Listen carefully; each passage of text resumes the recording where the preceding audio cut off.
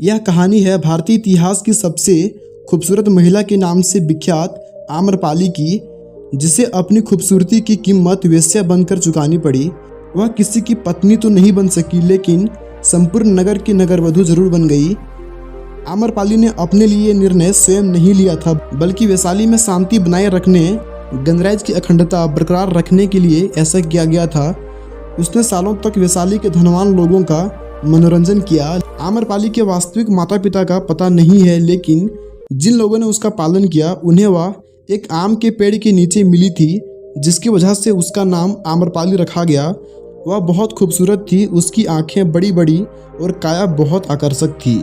जो भी उसे देखता था वह अपनी नज़रें उस पर से हटा नहीं पाता था, लेकिन उसकी यही खूबसूरती, उसका यही आकर्षण उसके लिए शराब बन गया। एक आम लड़की की तरह वो खुशी खुशी अपना जीवन जीना चाहती थी, लेकिन ऐसा नहीं हो सका। वह अपने दर्द को कभी बयान नहीं कर पाई और अंत में वही हुआ जो उसकी नियति ने उससे करवाया। आम्रपाली जैसे जैसे बड़ी हुई, उसका सौंदर्य चरम पर पहुंचता गया, जिसकी वजह से वैशाली का हर एक पुरुष उसे अपनी दुल्हन बनाने के लिए बेताब रहने लगा। लोगों में आम्रपाली की दीवानगी इस हद तक थी कि वो उसे पाने के लिए किसी भी हद तक जा सकते थे। यही सबसे बड़ी समस्या थी। आम्रपाली के माता पिता जानते थे कि आम्रपाली को जिसको भी सौंपा गया तो बाकी के लोग उनके दुश्मन बन जाएंगे और वैशाली में खून की नदियां बह जाएगी, इसलिए वह किसी भी नतीजे पर नहीं पहुंच पा रहे थे। इसी समस्या का हल खोजने के लिए एक दिन वैशाली में सभा का आयोजन हुआ। इस सभा में मौजूद सभी पुरुष आम्रपाली से विवाह करना चाहते थे, जिसकी वजह से कोई निर्णय लिया जाना मुश्किल सा हो गया था। इस समस्या के समाधान हेतु अलग अलग विचार प्रस्तुत किए गए, लेकिन कोई इस समस्या को सुलझा नहीं पाया। लेकिन अंत में जो निर्णय लिया गया उसने आम्रपाली की तकदीर को अंधेरी खाइयों में धकेल दिया। सर्वसम्मति के साथ आम्रपाली को नगर वधु आनी वेश्या घोषित कर दिया गया। ऐसा इसलिए किया गया क्योंकि सभी जन वैशाली के गणतंत्र को बचाकर रखना चाहते थे। लेकिन अगर आम्रपाली को किसी एक को सौंप दिया जाता तो इससे एकता खंडित हो सकती थी। नगर वधु बनने के बाद हर कोई उसे पाने के लिए स्वतंत्र था। इस तरह गणतंत्र के एक निर्णय ने उसे भोग्य बनाकर छोड़ दिया। लेकिन आम्रपाली की कहानी यहीं समाप्त नहीं होती है। आम्रपाली नगर वधु बनकर सालों तक वैशाली के लोगों का मनोरंजन करती है, लेकिन जब एक दिन वो भगवान बुद्ध के संपर्क में आती है तो सब कुछ छोड़कर एक बौद्ध भिक्षुनी बन जाती है। आइए जानते हैं इस कहानी के बारे में, और ये कहानी भी काफी रोचक है। बुद्ध अपने एक प्रवास में वैशाली आए। कहते हैं कि उनके साथ सैकड़ों शिष्य भी हमेशा साथ रहते थे। सभी शिष्य प्रतिदिन वैशाली की गलियों में भिक्षा मांगने जाते थे। वैशाली में ही आम्रपाली का महल था। वह वैशाली की सबसे सुंदर स्त्री और नगरवधु थी। वह वैशाली के राजा, राजकुमारों और सबसे धनी और शक्तिशाली व्यक्तियों का मनोरंजन करती थी।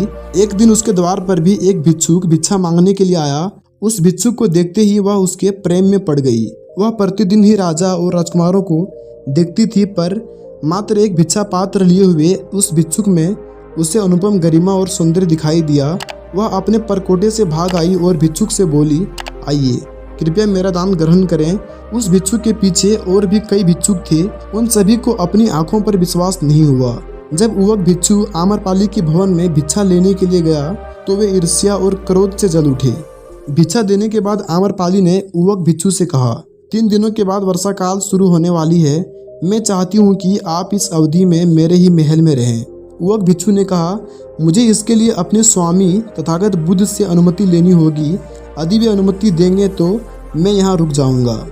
उसके बाहर निकलने पर अन्य भिक्षुओं ने उससे बात की। उसने आम्रपाली के निवेदन के बारे में बताया। यह सुनकर सभी भिक्षु बड़े गुस्से हो गए। वे तो एक दिन के लिए ही इतना ईर्ष्यालु हो गए थे, और यहाँ तो पूरे 4 महीनों की बात हो रही थी। युवक भिक्षु के बुद्ध के पास पहुँचने से पहले ही कई भिक्षु वहाँ पहुँच गए और उन्होंने इस वृत्तांत को बढ़ा चढ़ाकर सुनाया। वह स्त्री वेश्या है और एक भिक्षु वहाँ पूरे 4 महीनों तक कैसे रह सकता है। बुद्ध ने कहा, शांत रहो, उसे आने दो। अभी उसने रुकने का निश्चय नहीं किया है। वह वहाँ तभी रुकेगा जब मैं उसे अनुमति दूंगा। युवक भिक्षु आया और उसने बुद्ध के चरण छूकर सारी बात बताई। आम्रपाली यहाँ की नगरवधु है। उसने मुझे चतुर्मास में अपने ही महल में रहने के लिए कहा है। सारे भिक्षु किसी न किसी घर में रहेंगे। मैंने उसे कहा कि मैं आपकी अनुमति मिलने के बाद ही वहाँ रह सकता हूँ।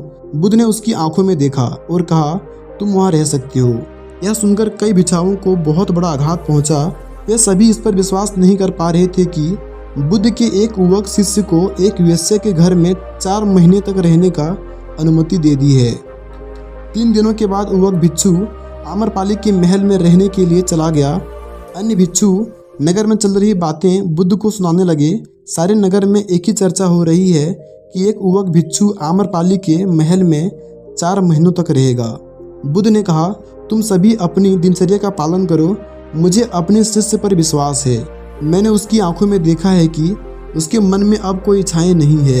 यदि मैं उसे अनुमति नहीं देता तो भी उसे बुरा नहीं लगता। मैंने उसे अनुमति दी है और वह चला गया। मुझे उसके ध्यान और संयम पर विश्वास है।